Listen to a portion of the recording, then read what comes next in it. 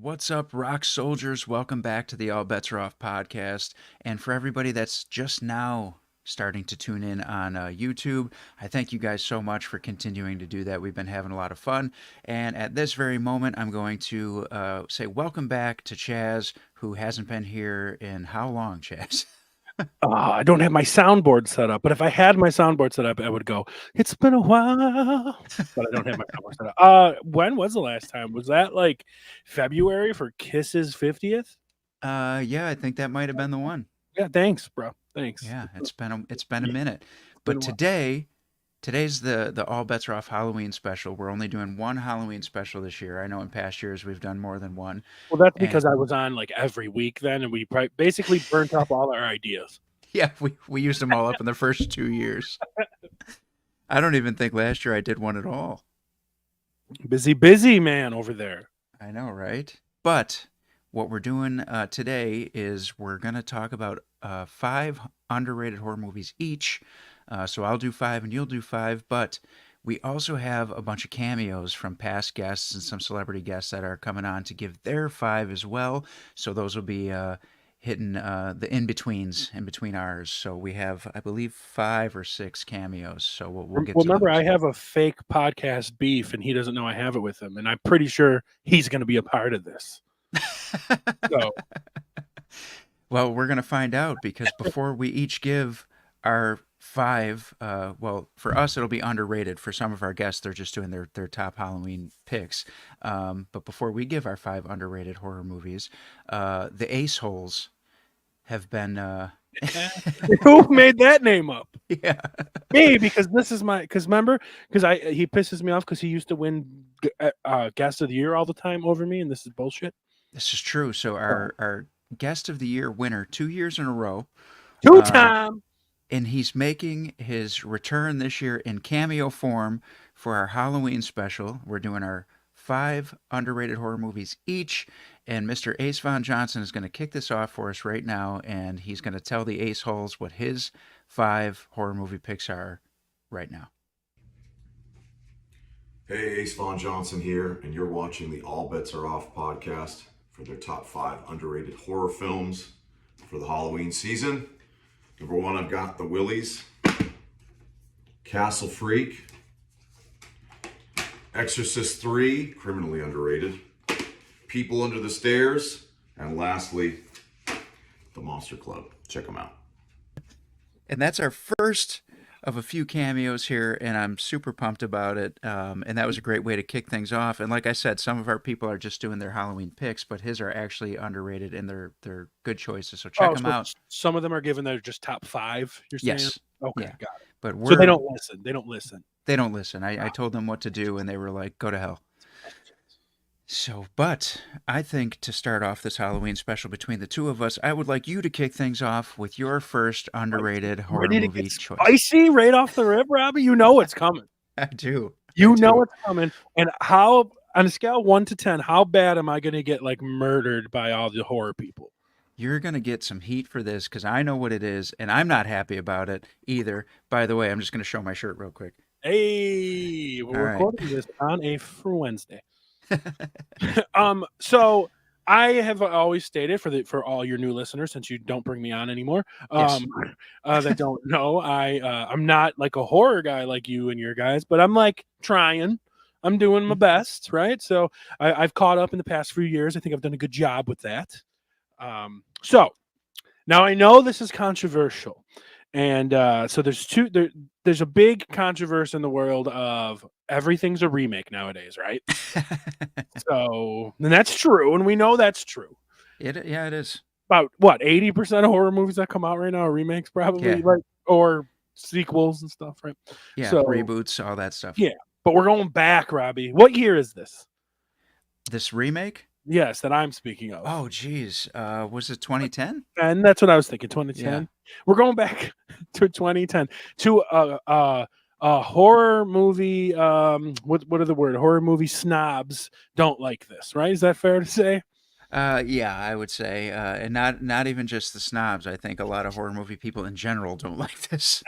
We're going with the 2010, I think, reboot of A Nightmare on Elm Street. Uh, Uh, uh, okay, so I'm gonna let you explain why, so and then here's where I come from. It. So I always have heard how like terrible this movie is, and like just people give it such a bad rap. I was expecting utter trash, garbage, like almost to the point of funny. mhm, And so my expectations of this movie couldn't be any smaller, right? Of how it is. Now, I have seen the original Nightmare on Elm Street. I've seen it with you quite a few times. We went to the movie theaters to see it. Not in the 80s, folks. We're not that old. Relax. But a few years ago, they brought it out, and we went to the theaters to see it. So I've had. It's not like I seen this remake first or anything, mhm. and I don't think it's necessarily better. Okay, but my expectations of this was so low that when I watched it, I actually enjoyed it. I thought it rounded some corners that weren't rounded in the actual first movie, things that the 80s weren't ready to explore. Like, oh, he's a child murderer, so the whole town's going to kill him. Well, in the remake, Robbie, how did they approach it? What was he? He was supposed to be a child molester.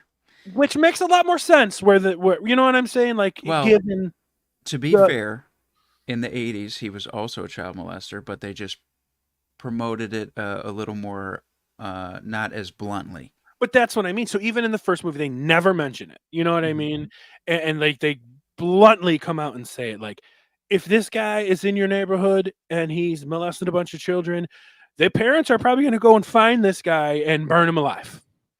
No, I agree, but sometimes the backstory of these movies gets to be too much, and I think that's what they did with in this case. And there's going to be some spoilers in this episode. I apologize, but uh, go see the movie anyway if you haven't, and judge for yourself. But I didn't like that there was a flip flop of, oh my God, he was wrongfully murdered, and it was just there was just too Okay, fair. much, and there's I only thought they, one there's only one Freddy. of course, and that's the thing. It's like our generation, the generation before us, Freddy Krueger's such a weird and odd character. You know what I mean? And Yeah, especially in some of the latter films, he turns into a cartoon character. I mean, yeah, of it's course. inarguable, right? Hmm. But like that first one, he's real and scary and all that stuff. But like what I did also like about the remake is he is a human being. You know what I mean? He's not an actual monster. Yeah, So like they made him a human being. And it was kind of like, and sure, yeah, he had the sleep and all that. But what I'm saying is like they focused a little more on the human being part of mm, it as well to make you, I don't know, I don't want to say feel for the character because you don't feel like you don't want him to win, no, but like it kind of makes you feel for everybody else in this situation too of why this happened, but also why he's doing it. Because even though he was wrong, he's probably a little mad that these people left him to burn to die. Left him to die in the fire. yeah. I I would. mean, It does make you feel for him slightly, and then you're like, wait a minute, fuck this, fuck well, this guy. that's the swerve that they tried to throw in there Yeah, too. So it's one of those things where it's like, I guess I could kind of see where you're coming from, but I hated it. To me, there's only one Freddy, sure. and I mean, that's he's a hard Robert Englund. character to break. Yeah, Jason has no real personality, where Freddy is just correct. a ball of personality. So I understand that. And again, I'm someone on the outside, but you know what I compare it to, Robbie? I'm going to bring up Kiss. Yeah. How many times have people told you when we were growing up that Carnival of Souls is the absolute trash, worst album ever? Blah, blah, blah, blah. I think Right? did you just say music from the Elder? Well, that too. But Carnival of Souls too. But I don't really like music from the Elder that much. But Carnival of Eh, Souls we actually like. Yeah, absolutely. But everybody else will tell us and still will basically tell us to this day that it's trash and it's awful, just like people do with this remake. So me going in, I was expecting I was gonna watch like a fucking old ass Ed Wood movie or something just like absolutely awful. And it just really wasn't it. The expectations were so low that I thought it delivered more, and that's why I think it's a bit underrated. I think some of you fucking horror nerds, looking at you, Robbie, I think some of you horror nerds gave it a really unfair shake, and maybe in a couple years it'll be long enough where you guys will be like, let's give this a chance again. So that's what I'm thinking someday. We're gonna see because I do want anybody who's seen it to chime in on this, and I also want people who haven't seen it to watch it. I don't want them to take our opinions for fact here. I want them to actually go and watch it and tell us because a lot of people didn't like the Friday the 13th remake either, and I absolutely loved it. So, Great. it was one of those You things. could skip the first 3 movies and just watch that one. Just watch No, that one. no, don't do that. Don't do that. Do not do that. But yeah, I thought that was great too. So, Yeah. and so at least you're batting 50% on the remakes of liking one of them. Hmm. I am. So, Well, do you think that either of them are going to get remade again, like rebooted again, with the success of Halloween? I don't because I think if anything, you'll see more movies added than remakes. But that's just my opinion Of those because series? yeah, because we've already got the Friday the 13th remake, which wraps all three movies into one. So We you're already got talking about added to the remake or to the reboot. You're added. not No, no, talking no. I'm talking about added to the franchise in general. so like Be- Friday the 13th part 11. exactly. Like I think we'd be more likely to see stuff like that because Halloween 1 and 2 already got redone. Twice. Nightmare already got redone. Right. And it's just like, let the remakes go and who knows, maybe. That's the only thing I think is like you had the remake in what, '07 of Halloween, Mhm. and in what, 17, 18 they rebooted it again. Yes. So 18. Yeah. like yeah, so like, maybe they're going to do this again Mhm. because Halloween was actually the not Rob Zombie, the John Carpenter Halloween, the reboot The was reboot. successful. It was, but it was also an extension of the original Halloween. It wasn't exactly a remake. It was part Yes. 2, basically erasing the True. timeline from You're right. 2 all the way through. Yeah, you're So, right. That is true. It was a bit different. Yep. yeah. But you would never be able to do that with Friday because the hands have changed so much. And because Jason went to space. Spacing, but that's in the S- future s- though. Spacing, yeah. Spacing, that's in the future though. So we'll get to that later, folks. Or well, not that, but we'll see. Well, we don't know. You don't know. We don't know. But here's what I do know is that since you went with Nightmare on Elm Street, and I'm adamant that there's only one Freddy, I'm going to go with an underrated horror movie featuring. There's the other Freddy. There's Freddie Mercury. That's true, but I'm stumped. I was trying to do another one and I couldn't think of another one. because there's only two. Yeah, there's only 2. But I'm sticking with a Robert Englund movie that came out in 2005, and this is one of my favorite movies since it came out. It is called 2001 Maniacs. And this is about college kids going down to spring break. They're going to Florida and they pass through Georgia and they take a detour and they stumble upon a town. And it is still in the Civil War days. And the general is Robert Englund. And turns out that these spirits come back from the dead once a year and they still live as if it's during Civil War times and they are cannibals and they do not like people from the North, and Oh, which is where these college kids are from. So as you could see, them Yankees, bro. Them Yankees. yeah. And now madness ensues, a little bit of comedy too, and Robert Englund does a fantastic job of being the general of this little town. And this I won't give spoilers on because I do think that more people need to just see it. But I promise you guys, it is a lot of fun. It's gory, you'll laugh, you'll cringe, and it's just a good movie. Have you ever seen this? I have not, but you have talked about it glowingly, and it was always one that was like in my mind, but I've never seen it yet. So this is one that I'm gonna ask you to watch this Halloween season. But yeah, and Robert Englund is just such a pro, and he's so seasoned. I mean, obviously it's 2005, and the guy's already been around for decades at this point. So Is it's there really great. do you see any Freddy in this character, or did he do a good job separating it? No, he separated it completely. Yeah, but it's definitely worth checking out, and I can't say enough good things about it. I actually found this at Blockbuster by accident. What's that? Exactly. I was walking through Blockbuster Video, and they used to have the little bin in the middle of the store that you can get 5 DVDs or 4 DVDs for $20 or whatever it was. And I was on the hunt for some new horror movies, and I picked it up, and I was like, "Oh, this is Robert Englund. I'm gonna get it."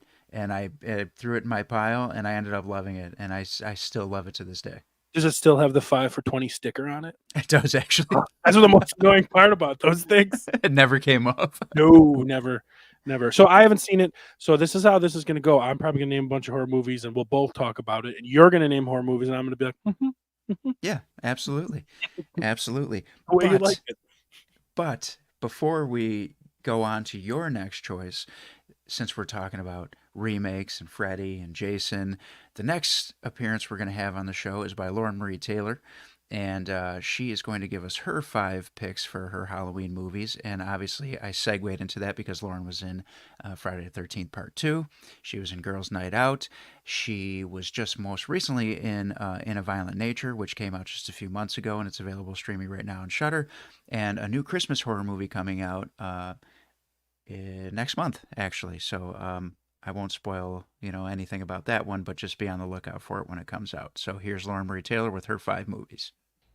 Hey everybody, it's me, Lauren Marie Taylor from Friday the 13th Part 2 and most recently in A Violent Nature. So here are my 5 favorite horror movies for Robbie Vegas's All Bets Are Off podcast Halloween special. Really hard to pick, by the way, because there is so much awesomeness in horror spanning many, many decades, but I tried to pare it down for him, and here they are.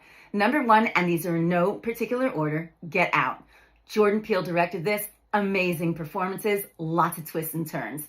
Next one is Midsummer. All these aesthetically beautiful people doing strange things, including getting themselves killed.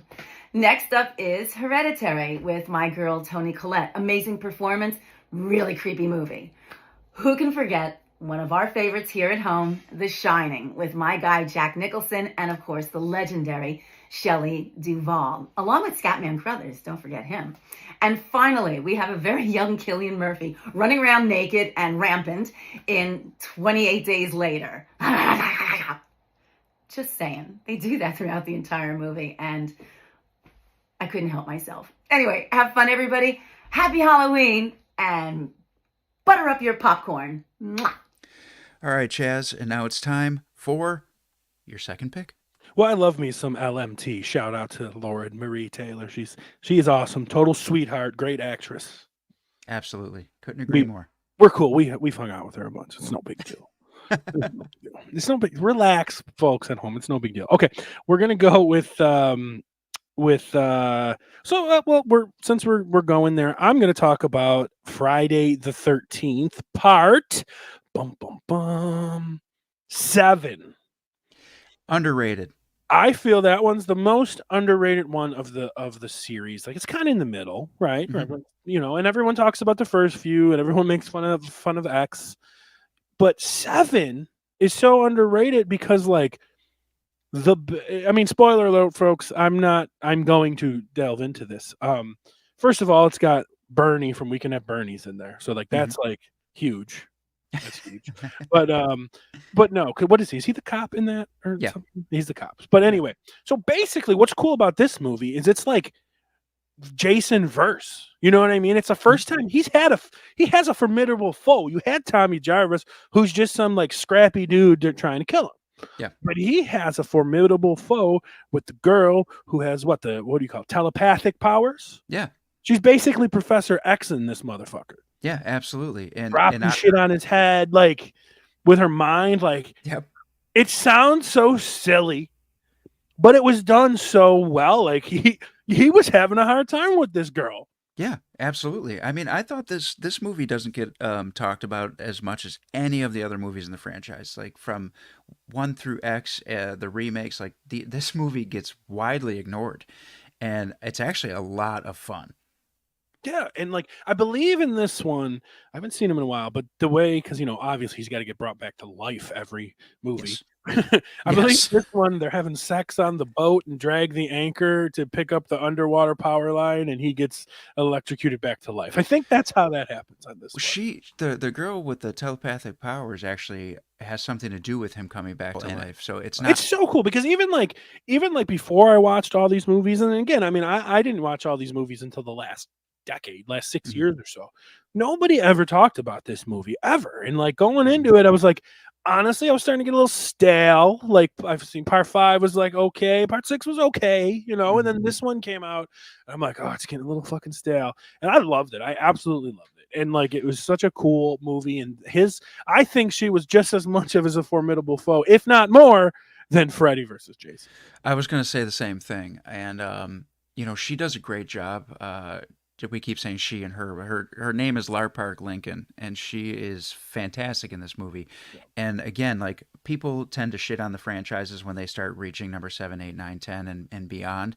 But if you give a lot of these franchises a chance, I mean, they're not meant to be Oscar-winning films. They're meant to be fun and campy and everything that horror movies are supposed to be. And I think that this one checks all the boxes.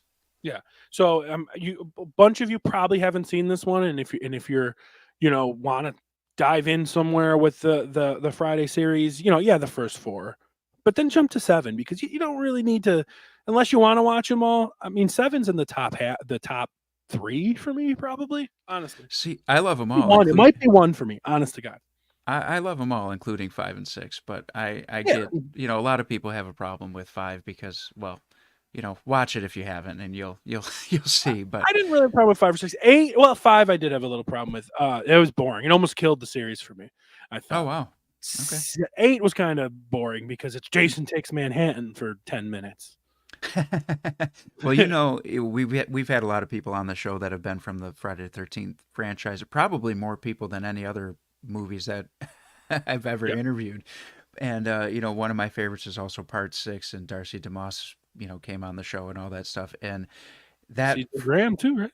CJ Graham as well. And, obviously we just heard from Lauren Murray Taylor, and she's done the show multiple times. And like, so we're a huge Friday the 13th franchise supporting podcast. We've had people on from so many different, ones, including Part 5. And we've been So, honest about them.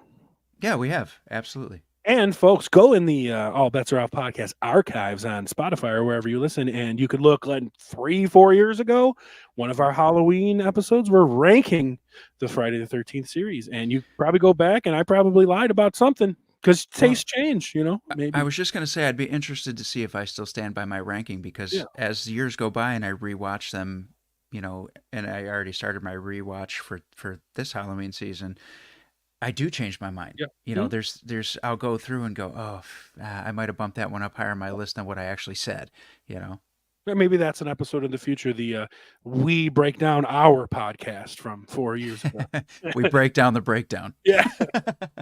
Well, I'm going to go with my second pick at this point, and that is going to be, I have my list over here, Serial Mom from 1994. Now, again, have you seen this? Nope. All right, so that was way over my head for folks on the audio.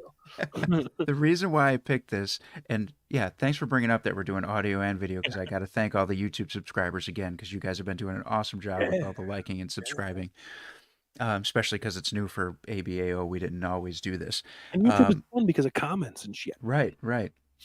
So this movie is obviously a horror comedy, Serial Mom, which is about a serial killing mom in the neighborhood who presents herself to be this like old school, like 1950s type of mom. Obviously, it doesn't take place in the 50s. So it's modern day 90s. Yes, exactly. And one of the stars in the movie is a very young Matthew Lillard. And he is fantastic and very funny. And of course, much like his character in Scream a couple years later, is obsessed with horror movies and thinks that it's so cool when his mom gets caught for being a serial killer. And it's a really, really good movie. And it streams on a bunch of different services. And I think right now it might even be on Netflix. And this is one that I watch like periodically throughout the year because it's great for a laugh. And if you're somebody who doesn't necessarily like blood and guts and gore and all the actual like horror elements of horror movies, this is a fun thing to watch with your friends who do love horror movies. So check it out if you haven't seen it. Severely underrated, and now it's on Chazz's list too. Yeah, that sounds fun. It sounds like one of those like Halloween, or it doesn't sound like a Halloween movie. It just sounds like a goofy early 90s movie. Yeah. Don't tell mom the babysitter's dead. Right. I throw it in the same category as movies like Idle Hands. Oh, I love Idle Hands. Yeah, it's just like that. I believe that's pretty good. I believe that the sister to Matthew Lillard is Ricki Lake in Serial Mom. Oh, So I had Idle Hands on VHS, by the way. Did you? I did. Oh, such a good movie. It's not on my list, but that's another one. Yeah, Honorable mention to Idle Hands, Jessica Alba. Yes. And what was his? Devon Sawa, yeah. I never know if I'm saying his name right. Well, I mean, he's pretty much gone. He is pretty Yeah, much I gone. don't know if he's still. I don't think Jessica Alba's still a thing. But before we get to your number 3, Jessica Alba? yes, Jessica Alba's here. I am going. This one is not a video. This is one that I'm going to read off. This is from Kat Scarlett, who is on keys for Nita Strauss, and she is a giant horror movie fan. So hers are absolutely underrated because she knows exactly what she's talking about. So let me read off word for word what she sent me here. She said, I was watching Terrifier 3 the other night, amazing movie, when Robbie asked me what my top 5 underrated horror movies were. So, in no particular order, As Above, So Below, The Platform. I never say this one right, but I think it's Titan. I'm pretty sure that's right, but I never say it right, so I could. I'll get roasted for it in the comments. Saint They'll be Maud. focused on me, bro. They'll be focused on Yeah. me. Saint Maud and Helter Skelter, 2012. 12. And these movies, I've seen them all, of course, and they are all fantastic. And I thank you, Kat, for taking the time to send that in. And now Chazz is going to give us number 3. They must be underrated because honestly, as a bit of an outsider, never heard of them. They're So, severely underrated, but yeah. they're very good. And I've heard a lot of good things about Terrifier 3, by the way. Me too. Haven't seen it yet. Just going to throw that out there. You call yourself a horror guy. I know. Boo this man, folks. Boo this man. All right, so we're gonna go one that's right down your alley here, and it's one that you forced me to watch, and I feel it kind of segues with that campiness of the last movie. And we are going to talk about the OG. What year, Robbie? 1984 of Fright Night. Is it 85. 85. 85. I was Yeah. close. That's close enough. So you forced me to watch this. Like you I did. literally, like you were like trying to make me watch all these movies, and you were like, no, this one you have to watch. Like this is the one. And I was like, fine, I'll do it. And then I watched it, and I was like, oh, this is awesome. This is fun. It's very fun but serious. Yes. At the same time, like Yes.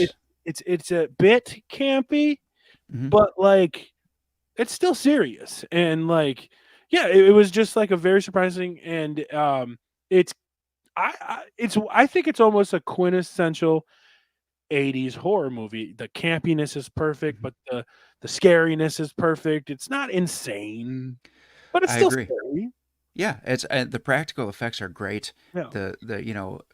It's by far my favorite vampire movie of all time, and I do feel like it's underrated. I know that it was successful. It had its success, but as years go on, it tends to be forgotten about. And I think this movie is just absolutely perfect all the way around for every reason that you just said. The campiness, there's a little bit of comedy. The cast was perfectly chosen.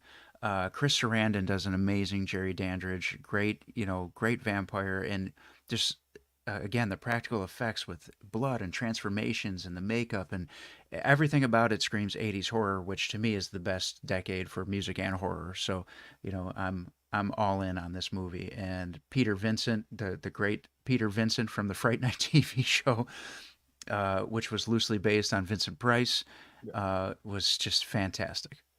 Yeah, and I know. So we can speak, since we're speaking of it. You can speak to the remake. Did we like the remake? Because I never seen it. I didn't like it or hate it. To me, it just was.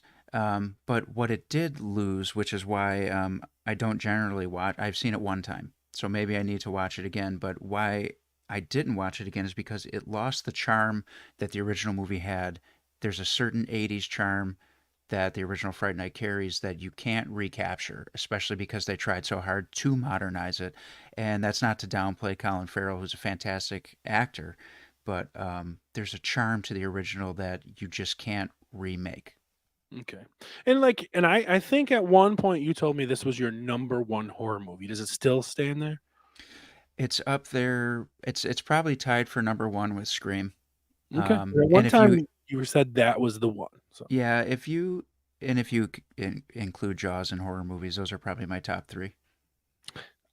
why not? It's a big monster movie. But then we've had this conversation before. I know. I consider it a horror Personally, movie. Okay, so you consider Jaws a horror movie, a big fucking monster eating people and killing people. So then what about like King Kong and Godzilla?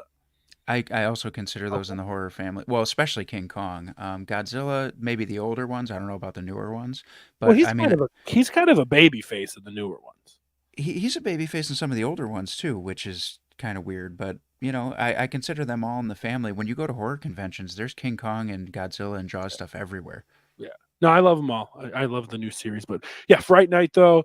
Again, it's nothing like so. Like when you told me it was such a good movie, and again, I'm on the outside of the horror scheme. I kind of remember hearing about the remake. I didn't even know the remake was a remake, if that Mm, makes sense, because I never knew of Fright Night. So that was yeah, one that you forced on me that you were very forceful with for sure, that and it was. was a good one. It was a good Well, one. there is a Fright Night Part 2, and it wasn't as good, so it kind of like flew way under the radar. But the original is fantastic, and I was actually thrilled because well, a week or two ago, I don't even remember when it was, but I was on a wrestling show called Fright Night, Yeah, and I saw that. they made the posters with the Fright Mhm. Night house and us in the clouds, and I like marked out for myself because I was like, oh, my favorite movie, and now I'm on the poster. Robbie printed it out. It's in his bedroom right now. It's hanging right there. That was cool. I did see that. But yeah, so great choice on that one. And my number three pick, this might be one that you've heard of. It got fairly popular for a little while, but then started to fly under the radar again. And let me cough into the microphone one more time. You all right over there? Yeah, my old man cough comes out at night. No, that Um, made me cough doing that. so my number three pick is called Tales of Halloween. Have you heard of this? Negative. So this is an anthology horror movie. It's actually 10 short stories Oh, rolled into one movie, okay, okay. and it's so much fun, and it holds your attention because of the fact that it always changes from, like, there's like a slasher one, there's a werewolf one, there's a murder one. Like, they all change all the way through, and it's a ton of fun. Tiffany Shepis stars in one of them, who is a fantastic horror actress. And I can't She's stop got, coughing. she's got you choked up. I know. So, I love this movie so much that it's making me emotional. Yep. all right, I'm back home, guys. I had to run over there and give Robbie mouth to mouth. You all right? Yeah, back. All I'm right. back. Okay. So, like I was saying, Tales of Halloween, highly recommend it. And yeah, so Tiffany Shepis was my selling point because in the horror community, she's a pretty big deal to all of us who love our horror movies. What year is this? I believe 2010. Oh, so it's recent-ish. Let me check actually. Oh, I'm sorry, 2015. So I would call that recent. Yes, it's fairly recent and it's very good. And when it first came out, it got a lot of praise. And then I think it kind of started flying under the radar, which I don't understand. But I do think it's underrated. More people need to see it. And it does stream on a lot of different streaming services. So all these movies should be fairly easy to find. So 10 short stories. Was it Yes. 2 hours? Not even, about an hour and 40. Okay. Yeah. So, and I mean, the stories are great and they keep you so enthralled and you can't get bored because it just changes, 10 stories in an hour and a half, basically. If they How you don't get interlink at all, they're just I can't give you spoilers, but for the most part, throughout, you will not think that they do. ooh, bum bum bum. He's not saying, he's just saying, folks. So, at that point, what are we on? 4? Foe. Well, that works out great because we talked about a lot of movies at this point, and I even mentioned Scream being one of my favorites, which is a great segue because Miss Katie Arquette is here, and she is the queen of the silver screen, and she has her 5 horror movie must-watches coming at you right now. Hey everyone, it's Katie Arquette, the queen of the silver screen and the leading lady of the production. I wanted to chime in and give my all-time top 5 favorite horror/Halloween movies. So wanted to kick it off with first and foremost, Scream. If you don't know who Ghostface is, that is a problem. But you want to focus on the original trilogy. Scream 4 is nothing to really write home about, but anything after that brings its new perspective and it's definitely worth checking out. But my all-time favorite, the first Scream trilogies. Another one that's really great is Chucky. If you've never seen Chucky, he will be in your nightmares. And no, I'm not talking about Freddy either. Chucky is someone that is a live doll who is killing everyone and trying to obsess a child. So definitely check it out. It's definitely a horror flick. Another one of my all-time favorites is Saw. If you have not seen the Saw franchise, you are truly missing out. Of course, if you're not into all the gore and blood and guts, might not be the best option, but I highly recommend the first one. I believe there are 8. Definitely check them out, and if not, definitely watch the first one. It is a classic. Another one of my all-time favorites is From Dusk Till Dawn. I'm a big vampire goober. I love them so much, and Tarantino is one of my favorite directors, and he also stars in it. So if you're looking for some old-fashioned 90s vampire gore and grunge, this is definitely one to check out, especially since George Clooney's in it. One of my last time and all-time favorites is The Little Vampire. This is a home to my heart type of movie, and if you've never seen it, I highly recommend. Again, it's about vampires, but it's a little boy who's discovering a best friend who happens to be a vampire and is trying to get him and his family back home.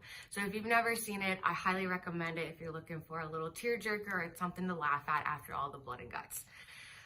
Thank you so much for listening, and I hope it was enjoyable. Thanks. All right, Chaz, what do you got? Bring us back.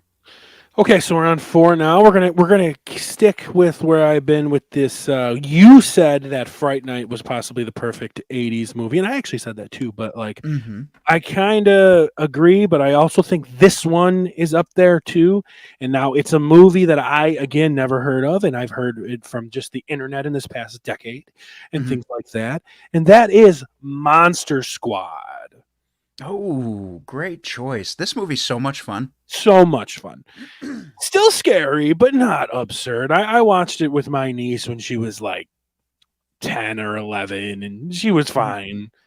Like it wasn't that scary, and like, but it's scary enough. But what I love about it is the '80s take on the original crew, man. Like you got Frankie, and you got Dracula, and you got the creature, and Dracula is very evil and he's good, and they show that Frankie has a heart in it a little bit, and like it's just done really well. I feel like the people that made it understood the Universal classic monsters, who they were, their quirks, and they did a very good job putting it in there. Dracula was a complete dick, and like even to the point, I remember there's a spot in the movie where he picks up the little girl in the movie, probably like 8 years old, and he calls her a fucking bitch. Yeah, I love it. He sure does. And also, we forgot to mention that the Wolfman has nards. Or the Wolfman has nards, yeah. Because so to me, like the best way I could describe this movie before you talk about it is it's total 80s camp, but still has its seriousness. But it is like a modern 80s Avengers of like the modern 80s Avengers of the Universal monster movies meets the Goonies. Yeah, that's what it is. That's it's literally that. Like, and how can that be bad, man? It's such a good. Never even heard of it. I think somebody did it. Talked about it on a podcast. I'm like, what is this? And then I just like had to like look it up, and like I was like, this is awesome. Like I bought it. I own it. I love it. Well, if you ask me, it's better than the Goonies. I would much rather watch, Monster Squad. And again, that's just me being the horror guy that I am. But you don't like the Goonies, though, I think. I don't, and it's a modern. I say modern, but it is like a modern take on the Universal monsters, and I love the Universal monsters. I'm a black and white movie guy. I'm an '80s movie guy, and this one just fits the mold of everything. Yeah, it's probably, I would say, my number one of these underrated ones. But there's one that I want to talk about a little more because it might be a little controversial. But like yeah, this movie I just absolutely love. I watch it every year, and it's good to watch with teens, like 10, 11, 12. Like that's fine, I think. Here's a little shout out to another movie that's not on my list but could be, is because it reminds me of Abbott and Costello Meet Frankenstein. Okay, all right.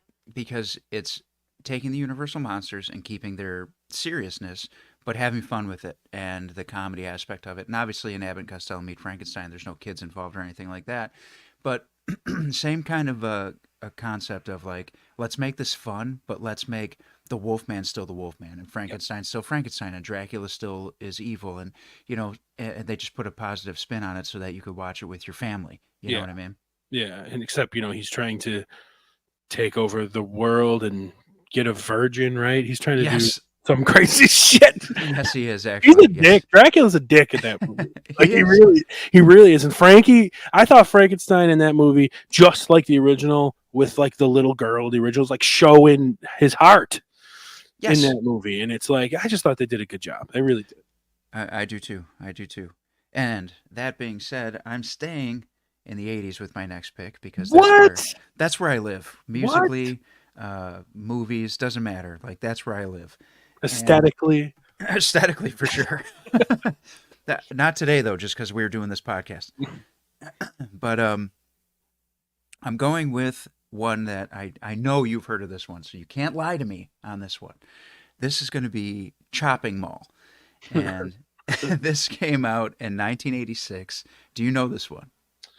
I think we've discussed it, but you're gonna have to like grease me up again. So essentially, what happens in this film is after hours at a local mall, they hire these robots to patrol the mall and keep things safe. And the robots lose their shit and they just start murdering people. And this movie is so fun. And it's obviously campy. I mean, it's called Chopping Mall, and I highly recommend this to just not only get like a good laugh, but it is another one of those quintessential '80s movies. You know, Todd Russell is in it, or Russell Todd, sorry, not Todd Russell, and he was in Friday the 13th. I Part like 2. Todd Russell better, but Well, I'll talk to him about changing it. And this one is also like streaming absolutely everywhere, so it's easy to find. I'm trying not to give spoilers on these movies, but I want to so bad. But I'm spoiling the shit out of everything. well, there's actually a lot of big in the horror community, big names, what we consider big names that do tons and tons of horror movies. So I mentioned Russell Todd from Friday the 13th franchise. Kelly Maroney is in it, and we know her from Night of the Creeps. Barbara Crampton is in it from Reanimator and 1001 other movies. So like And Todd Russell. And Todd Russell, who is actually Russell Todd's evil twin. And so it's cool because you get those, those big time, 80s actors like Barbara Crampton. And like I said, she's Reanimator, from Beyond. Reanimator. That's a name I haven't thought of in 25 years. That might be an underrated movie. Since watching it in your basement. Yeah. Like 25 years ago. All I remember it's Casey Jones, man. Yeah. That's right, isn't it? Yeah. It's Casey Jones. Yeah, didn't he have a role in that somewhere? Or he's not the main guy. Isn't he the main guy? No, he's not. I just remember him being in there. Well, we're gonna look that up now because I I think thought we may be crossing over two movies. Call him up right now. I'm gonna call him. Casey Jones. Are you there, Casey Jones? Now, this is the important part because we each have one left. And I saved a really good one for my last one. Did you also save a really good one for your last one? I think so. Well, before we do this, our last cameo is coming from a guy who was at one time a professional wrestler. And then he became Leatherface in the Texas Chainsaw Massacre remake. Oh. He also had roles in Buffy the Vampire Slayer, and he was in the movie The Crazies, which are, great horror movies. He's a guy that I've met a few times. He's been on the podcast as well. And they call him the Big Schwag. This is Mr. Brett Wagner, the Lost Leatherface. And he's going to give you his 5 picks. It's a Lost Leatherface. I like that. Right? All right, it's your boy, the Big Schwag, Camperkill Leatherface from the 2003 remake of Texas Chainsaw Massacre. This is for the Halloween special for All Bets Are Off. Let me give you 5 movies you need to see. One, and some of these are going to be sleepers that you might not have heard of. Stake Land, S-T-A-K-E, Stake Land. Really cool new vampire deal that came out a few years ago. Great movie. Part 2 is okay, but part 1 you got to see. Same people did a movie called Late Phases, P-H-A-S-E-S, werewolves in a retirement community. Fun. Of course, Shockwaves, which some of you may have never heard of. Shockwaves with Peter Cushing. Nazi Zombies, love it. 1978, Dawn of the Dead. And then, of course, a movie I was in that if you haven't seen it, it is great. The Crazies with Timothy Oliphant. and the Big Schwag. There you go! 5 you should see. See ya. All right, so that was Brett Wagner, and you said you liked The Lost Leatherface. That's cool. And the reason they call him that is because he went uncredited for playing Leatherface in that movie. Them sons of bitches. He did. And then years later, when it surfaced that he was, Leatherface, obviously he started doing all the conventions and the cons, but he does have a lot of other horror movies under his belt as well, so. I stand with the Lost Leatherface. Well, stand with him and give him your last choice. Okay, so this could be controversial, but it's not. But it is. But it's not. But it is. And the reason being is a... Now, I've discussed this with you. You know what's coming. Is this a remake? But not really, right? Like, because it's different, right? So before... Yeah. Right? Yeah. Okay. So we're talking about The Phantom of the Opera. Mm-hmm. Okay. I am not talking about the silent one from the 1920s, which... critically loved. Mm-hmm. I just recently watched a couple. I just recently watched one from like the 40s, which was fantastic. And I just watched one from the 60s, which was a pretty good one as well. No, it was pretty great. But I'm talking about the 2004 one with Gerard Butler, Emmy Rossum. But this is the musical version. Yes. And the musical version is something I absolutely love. I've seen 1,000,000 times. Okay, that's an exaggeration. I've seen 3 times. But like, it doesn't tour that often, come to Buffalo. So I've seen the musical 3 times. I love the musical. I love the movies. But, a lot of people shit on musicals and movie musicals. Musical snobs hate movie musicals. You know what I mean? Yeah. And horror snobs are going to hate it because it's a fucking musical. It depends, because Sweeney Todd was a musical and that did really well.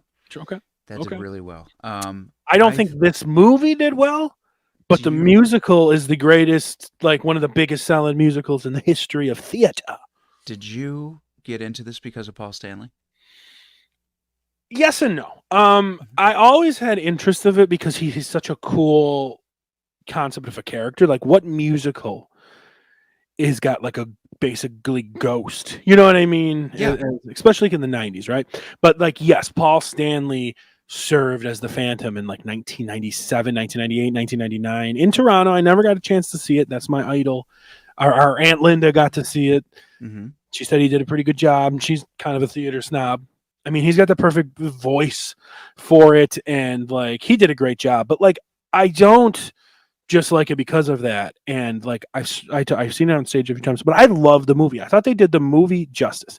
They did a lot. They did mostly all the music that was in there, and Gerard Butler sounds great, and Emmy Rossum sounds great. I'm sure there's 2004 auto tune, but whatever, who gives a shit? And then like, they do a good job making you feel for him, and that's what the musical has done more than anything.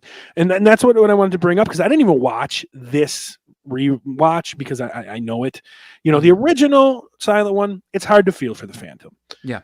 In the 40s one, you started to feel for him a little bit. And the one I watched in the 60s, you kind of understood it more and you felt for him. In this one, by the end of it, and you can even talk about it with the musical. I brought my nieces to see it. There's a certain point where he's kidnapping this bitch. He's trying to leave her to live in his dungeon and sing only for him for the rest of his life. But you feel for this guy, and there's part of you that's like, she should just stay. She should stay with him. He loves her and he'll take care of her. And it's like, it's just done so beautifully. And like, I just don't think either the theater snobs or the horror snobs give it a fair chance, because it's kind of lost in that sense on both people. It is, and I think part of the reason is because Lon Chaney played such an iconic Phantom in 1925 that people don't want to think of any other Phantom. I don't think it's necessarily even that it's the musical. I think it's more so like, well, we already have the Phantom that we want as our horror icon. He's the face of it. And but that's true, and you're right about that. But it's double, it's twofold, because the theater snobs won't give anybody a chance because of Michael Crawford from the 80s. Yeah. You know, Yeah, so right, Sarah right. Brightman and Michael Crawford, the original cast, right? Yeah. They were the fucking cast for like 8 years of I this. think that's a great pick, and I don't think that it's like necessarily controversial. I think it actually is severely underrated, and maybe because we talked about it, that we can drum up some interest and people will let us know that they actually went and checked it out. I love it. And I'll tell you that the '40s movie and the '60s movie is on the cock right now. I just watched Hmm. them recently on the cock, which is Peacock, folks. But and they're great. And like I said that they did make you feel for the Phantom a little bit. I think that's the point is you want to feel for the Phantom a little bit because it Yeah, messes with you because he's being a douchebag, but there's reasons. yeah, I think that's exactly what it is that you're supposed to feel for him, but not know why you feel for him. Yeah, And it's cool. And there was other movies that played off of that. Phantom of the Mall is a movie that came out in the 80s, and it's the same concept, and it's the same idea, like, oh, poor guy, and then you're like, oh, what an asshole. Like, it's yeah. just, But because, it brings you through these emotions because you see like whether what movie you watch. mhm, And like what I liked about the '60s, I'm getting into the diatribe here.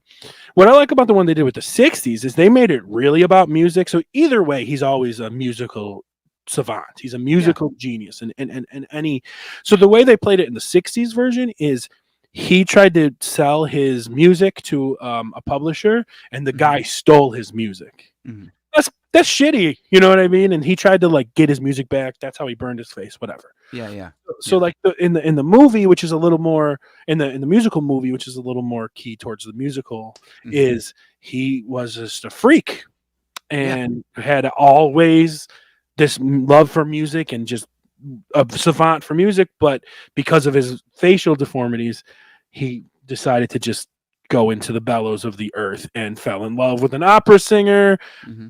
and wanted to just love and cherish her, but obviously didn't know how to handle it in the free world and everything. And it's just like it's just done so beautifully. That actually ended up being a really good segue for my last pick.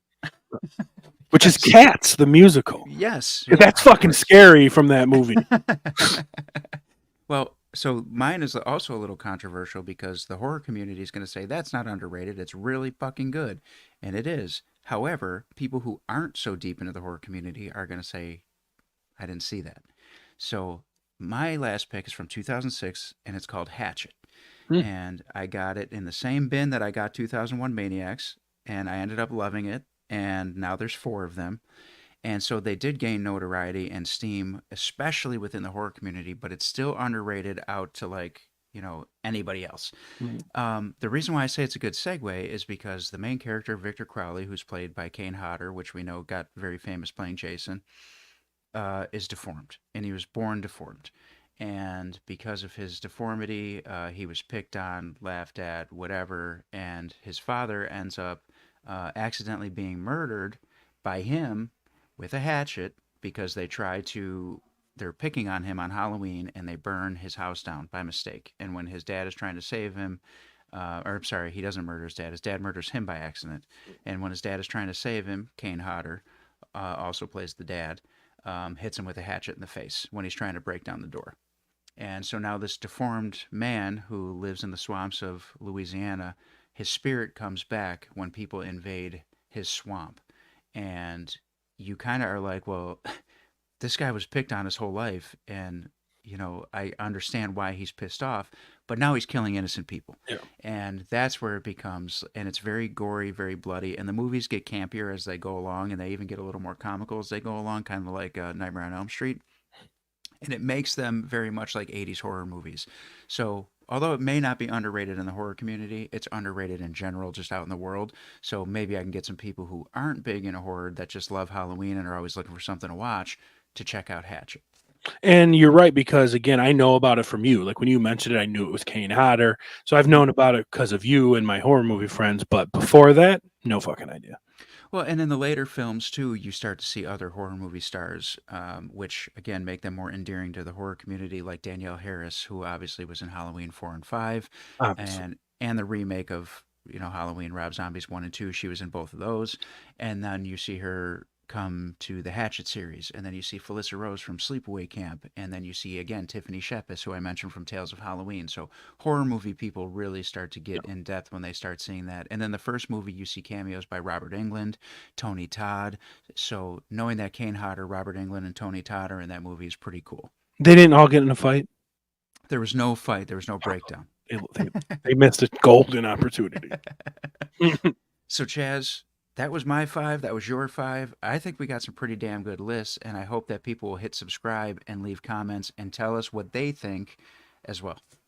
Well, I'm going to get roasted for the Nightmare on Elm Street remake. But Yeah. if I could bring some light to that, if I get like 2 people saying, "Look, it wasn't that bad," I'll feel vindicated. And seriously, folks, put it aside. Musicals aren't that lame. Watch The Phantom of the Opera 2004, please. Yeah, The songs are good too. There, you had some good picks there, and I'll throw it back to Friday Part 7. Like, give that one a shot. Lar Park Lincoln does a great job in that film. And, again, these are underrated. And not only did we give our 5, but we had all those cameos come on and give their 5. So I think people have a lot of catching up to do. So get watching those movies if there's any that you haven't seen, and hit that subscribe button. And if, you don't have time to sit and watch the video, then we are on all streaming platforms in your car, including, which we're on now, SiriusXM. So check out the SiriusXM app, and you can find All Bets Are Off with Robbie Vegas.